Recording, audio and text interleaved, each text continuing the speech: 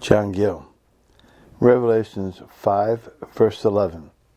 The exposition of the entire Bible, verse by verse, being read for the blind and those that need it. Scripture quote, "And I beheld and heard the voice of many angels," unquote. John Gill quote, "Immaterial spirits made by Christ and worshippers of Him and ministering saints to Him and His, the holy and elect angels, who are confirmed in their state by Christ. These Jesus beheld in a visionary way, and heard the voices and articulate sounds formed by them, and there were many of them. How many there are or were here cannot be said. We read of a multitude of heavenly hosts that appeared at the incarnation of Christ, and of more than 12 legions of angels that Christ could have had of His Father for a word speaking at the time of His apprehension, who would have rescued Him out of the hands of His enemies. Yea, that company is innumerable." The Syriac version reads, "as the voice of many waters." These were, unquote, Scripture quote, "round about the throne," unquote.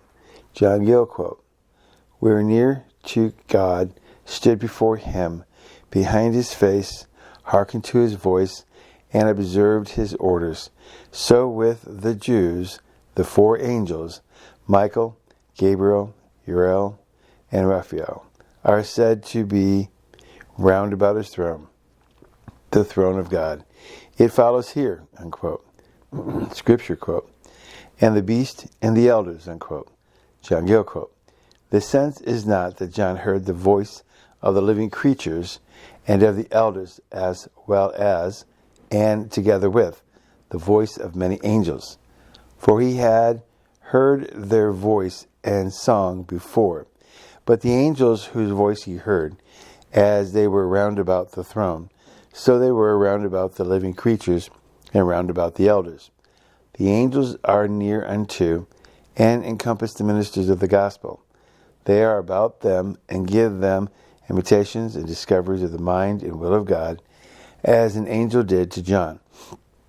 Revelation chapter 1, verse 1. And another to Paul, Acts 27, verse 23. And sometimes direct them where to go and preach the gospel, as in Acts 16, verse 9. And surround them for their safety and protection. So horses and chariots of fire, by whom angels were meant, were round about the prophet Elisha, 2 King 6:16. And they were also round about the elders, the churches, and particular believers.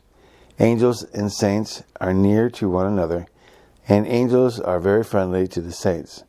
And so them many good offices, they all belong to the same family, and are social worshippers of God. The angels are the guards that encamp round about them that fear the Lord, and often protect them from enemies and dangers. And it may be observed that the saints are nearer to the Lamb and the throne than the angels be. According to this account, there was a throne and one that sat on it, who is the living God. Nearest to the throne stood the Lamb.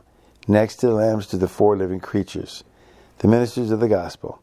Next to them the elders or churches and members thereof. And in the outmost ring, and as encompassing all, stood the ministering angels, they being servants, whereas the saints are the heirs of salvation, and the bride and the Lamb's wife, and therefore nearer to Him." Unquote. Scripture quote, "And the number of them was 10,000 times 10,000, and thousands of thousands," unquote. John Gill quote, "That is an innumerable company of them." A like number is mentioned in Daniel chapter 7, verse 10. Reading from the King James Bible, quote, "A fierce stream issued and came forth from before Him. Thousands ministered unto Him, and 10,000 times 10,000 stood before Him. The judgment was set, and the books were opened," unquote. To which this seems to refer, see Psalms 68, verse 17. Reading from the King James Bible, quote, "The chariots of God are 20,000, even thousands of angels The Lord is among them, as in Sinai, in the holy place. Unquote. The Jews speak of 906,000 millions of ministering angels that stand constantly before the Lord. Unquote.